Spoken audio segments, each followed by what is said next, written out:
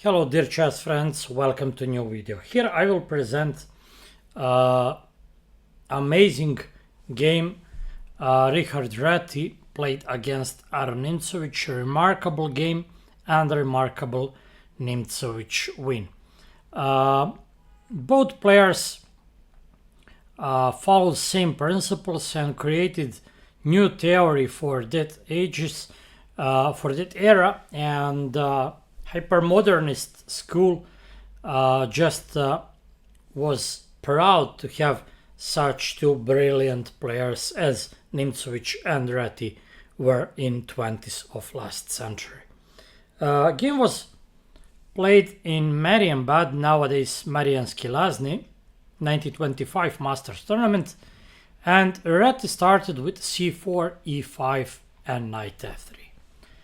Some hybrid of English and Alekhine defense, some reversed Alekhine defense, where c4 move is a bit strange and it's not clear rather if that is rather benefit for white or not.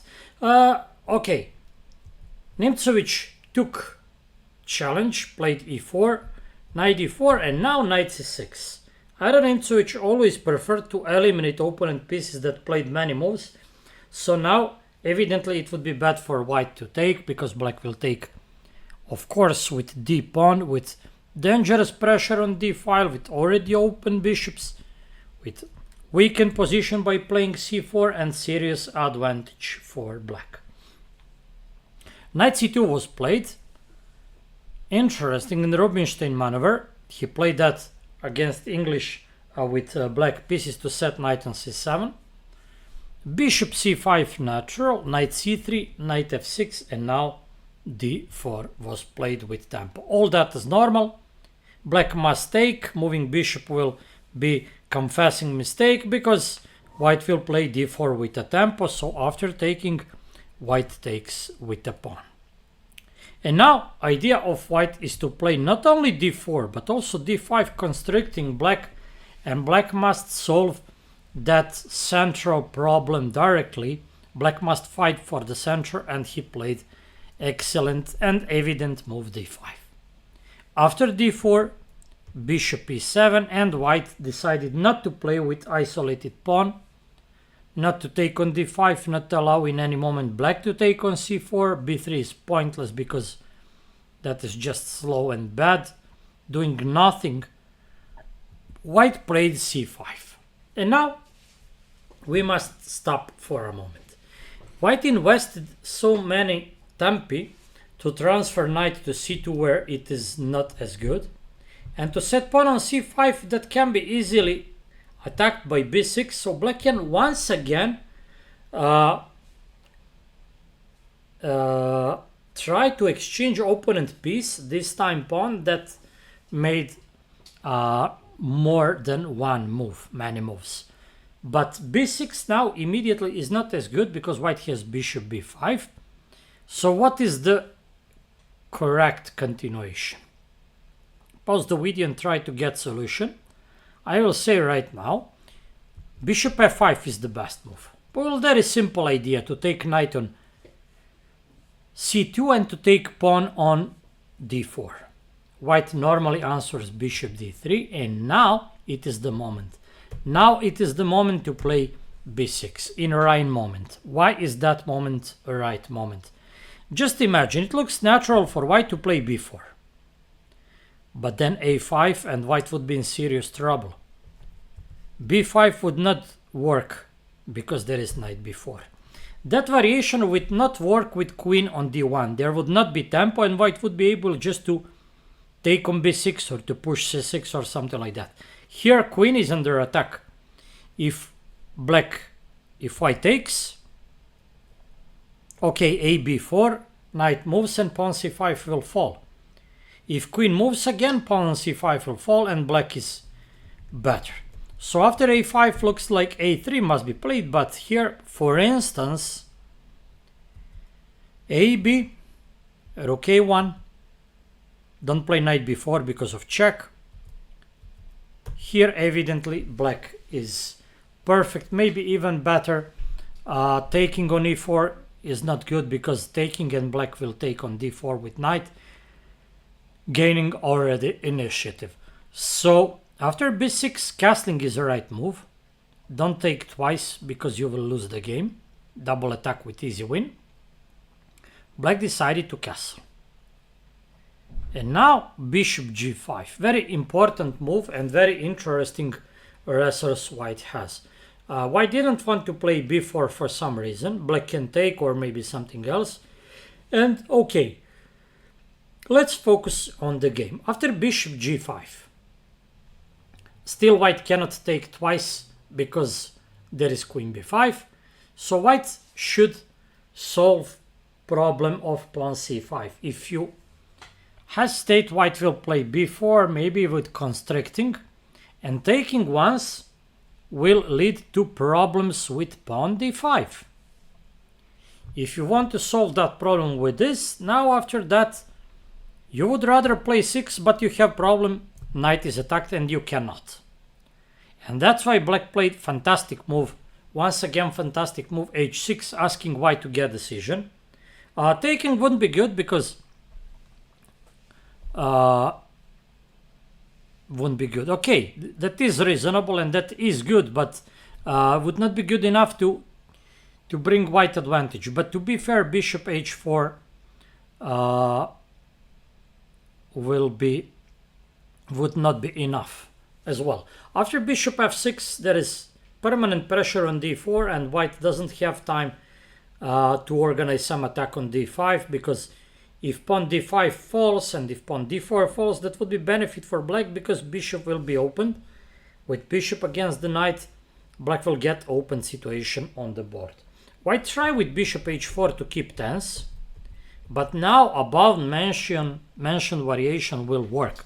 So black will take, and after taking back there is knight e5. What can white do? If queen g3, knight g6. Threatening what? Well, threatening knight h4 and knight e4 with discover attack, threatening to take the pawn, threatening also positional threat c6. So black played knight e5, white answered this, but equally knight g6 was played. After knight g6 is played, white has two options. White has option to take or to retreat. You know, black wants to take on h4, we already know that. First, let's consider taking.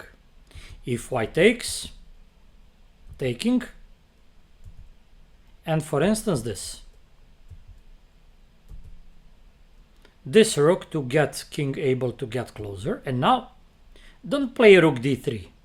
If rook d3, he can play knight somewhere and you take rook c1, he will neutralize you. For instance, don't play this because now your rook is neutralized.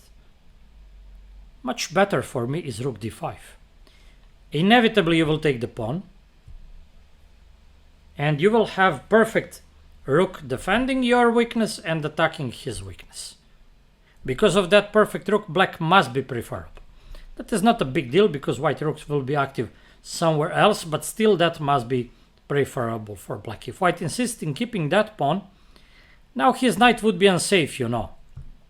Hanging knight, hanging pawn, and that is unpleasant situation for white. Not strange, white played bishop g3, and now black got time. He played knight e5 with tempo, he played knight g4, knight g6 with tempo, and now c6 defending the pawn. Now we must stop to see that position again. Black has pawns fixed on light squares, pawn on c5, white pawn is fixed on dark square, and that is very bad. So white can maybe insist in playing b4, b5 in some moment. That looks very risky right now because black can remove knight with bishop f6 and pressure on the longest diagonal. So what can white do? If white wants to play strictly positional chess, he should try to insist to set knight on blockading spot. But the point is, if white installs knight on blockading spot on d4, that is not stable knight because black can take it in any moment and get good position with better knight against worse bishop.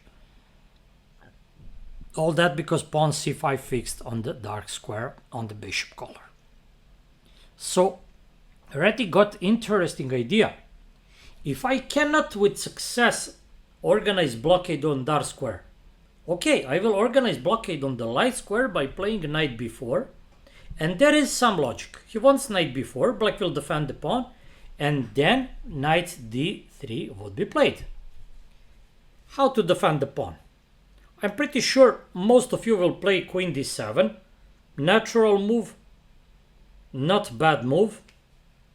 Queen goes to light square, opponent has dark square bishop, but the point is your rook cannot come to b8. So defend it with a rook. Defend it with a rook and give queen freedom to work. What can black do with the queen? Well, for instance, queen a5. You'll see. Now, instead of knight d3, that would be much better move. Black was afraid white will do maybe knight h4 and wanted to make that bishop safe with bishop h2. That bishop controls solid diagonal, okay? But yes, give the bishop. I know you can quote my sentence. Give the bishop one good diagonal and bishop would be good. Yes, there are many neurologic spots that bishop controls. E5, d6, c7 especially, of course, and b8.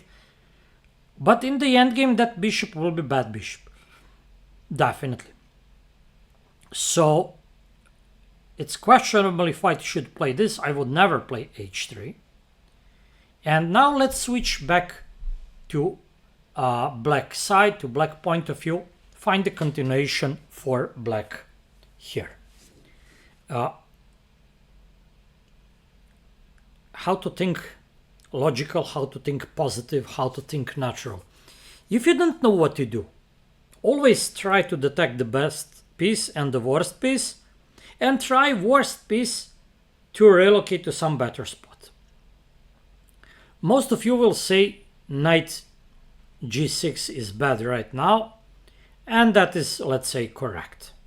How to relocate that knight? Well, the most normal move is rook to the file and knight there.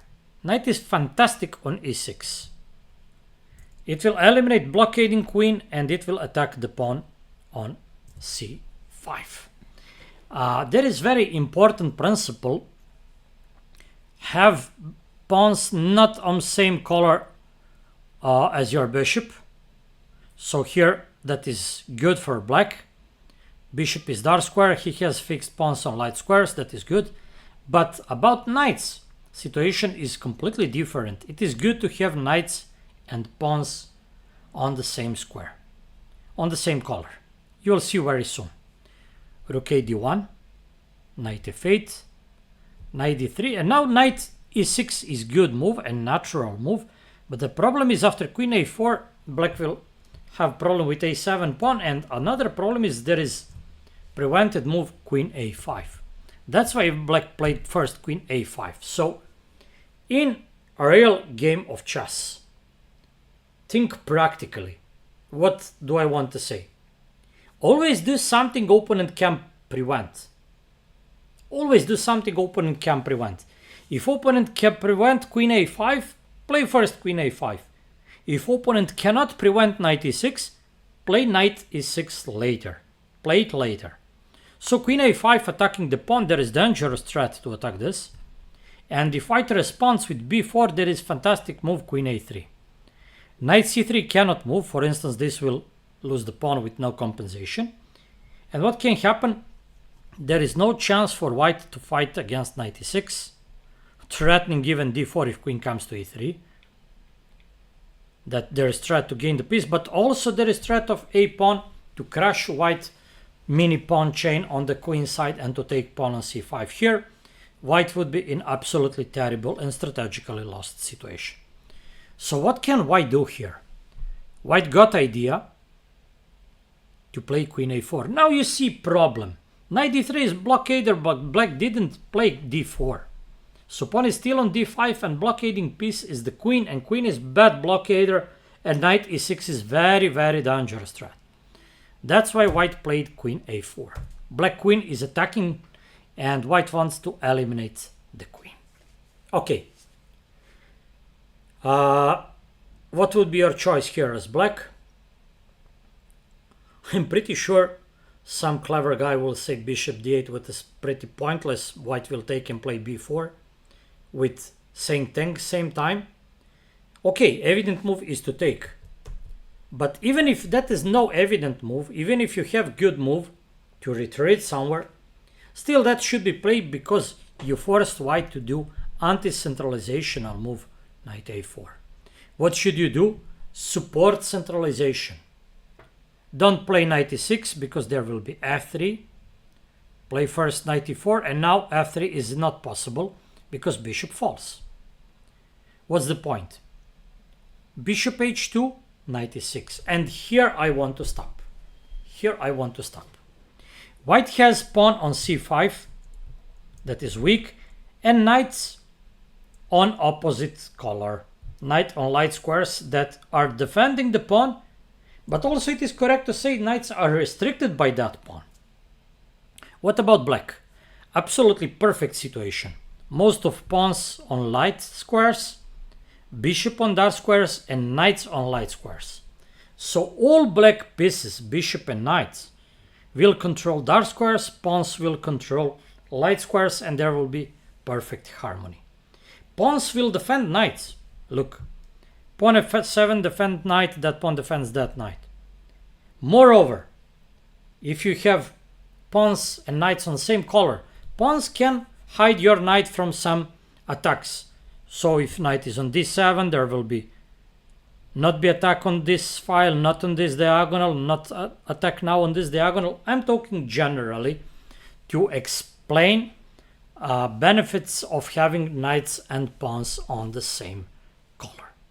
So pawns control light squares, knights control dark squares, bishop together with knights control dark squares, and that is ultimate harmony. Pawn c5 is attacked, white decided to defend it with the pawn, that is very natural. But now question for you to find continuation. White evidently wants f3 to kick opponent pieces back out of the center. How to support knight there? How to support centralization? Well, always answer with centralization against opponent anti-centralization. Black has some anti-centralizational moves.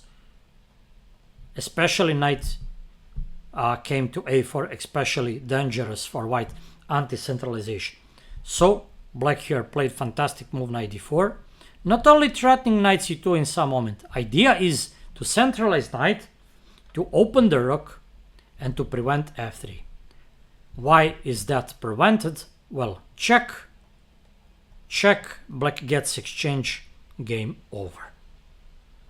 So white played rook f1, again preparing f3, but again preventing with this move.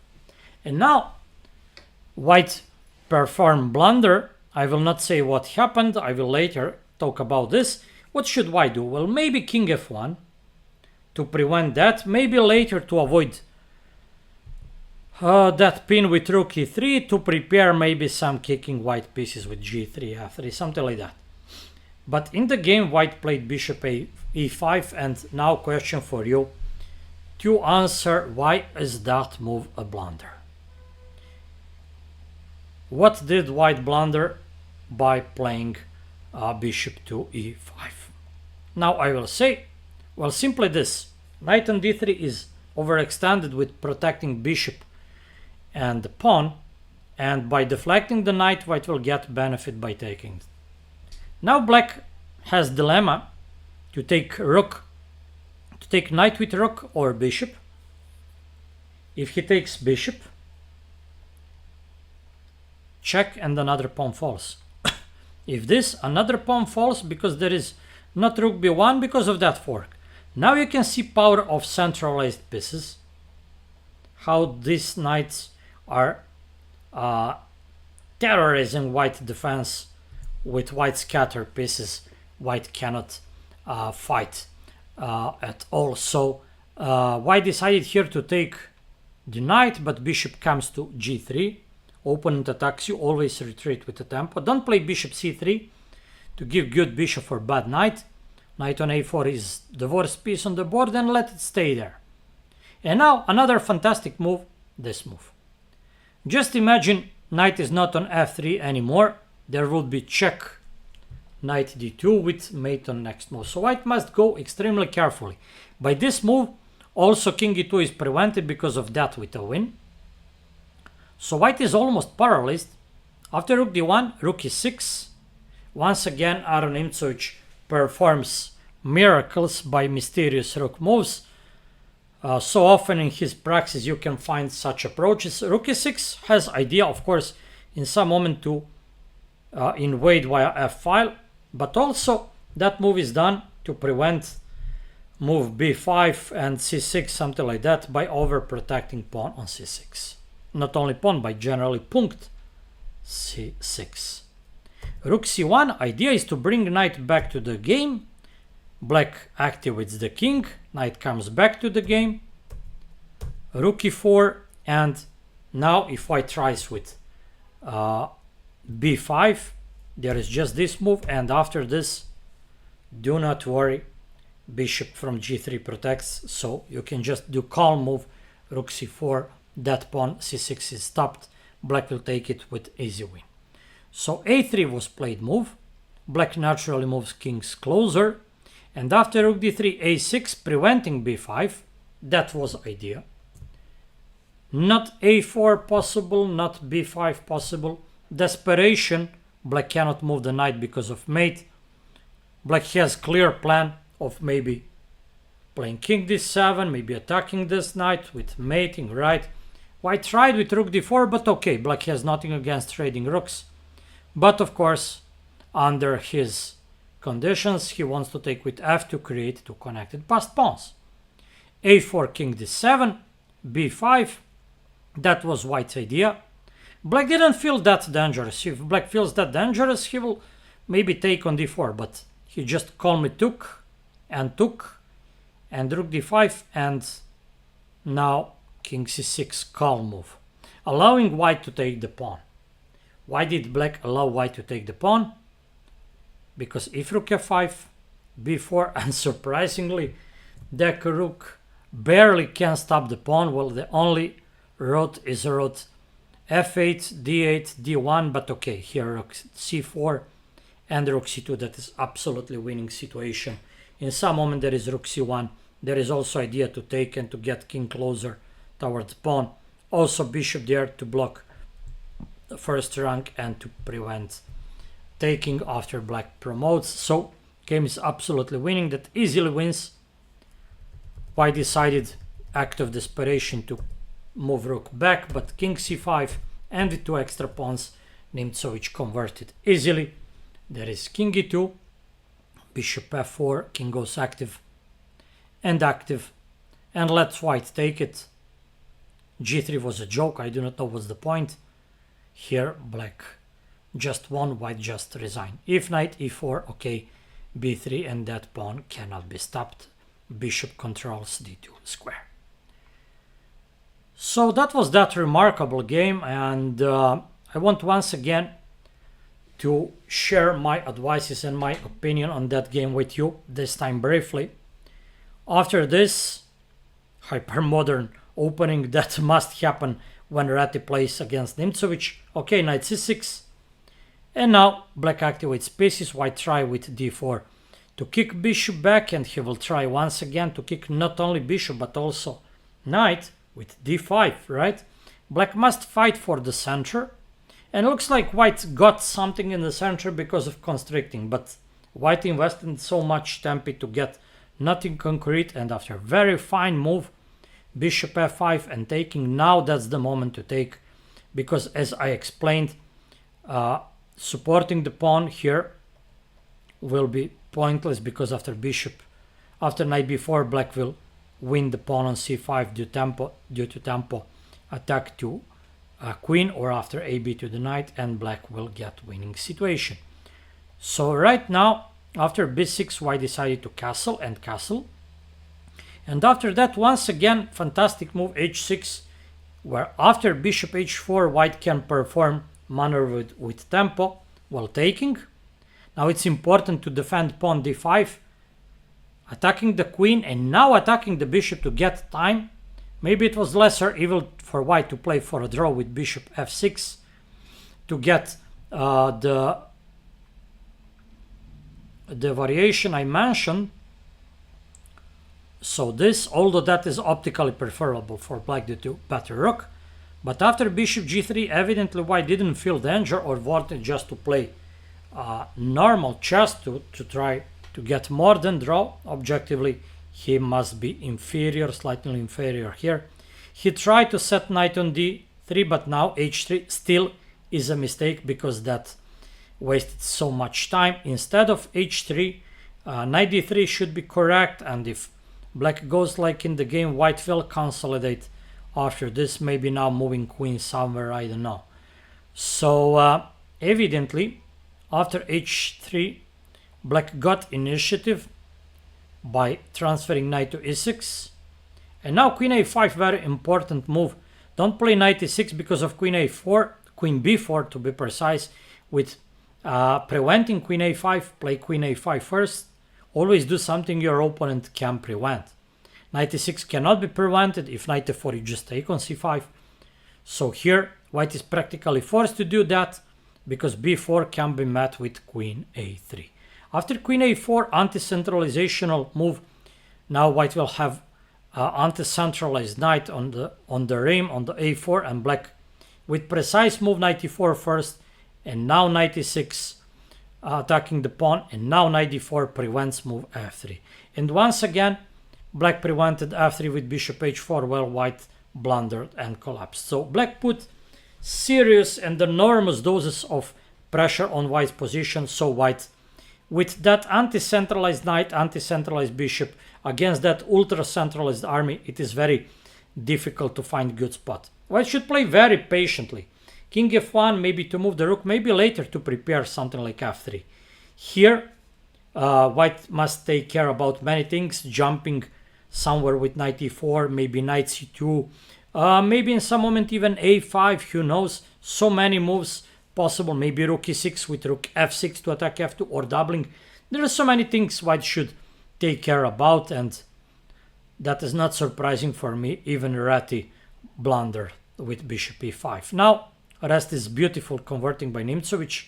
Yes, I must admit, converting was the Nimzowitsch the darkest side, the biggest problem. So many times he spoiled brilliant position. He was a real master to create something out of nothing, to improve patiently, to get rid of opponent pressure and to constrict you, and to really create something looking out of nothing. But conversion was the biggest problem. Here, that was not the fact. He converted smoothly, and congratulations. Rook e8, threatening knight d2, keeping knight f3 paralyzed and king f1 paralyzed as well. Rook e6, over controlling spot c6. Now king comes closer, taking, and rook e4. a6 preventing b5. Now allowing exchange your pawn up, why not?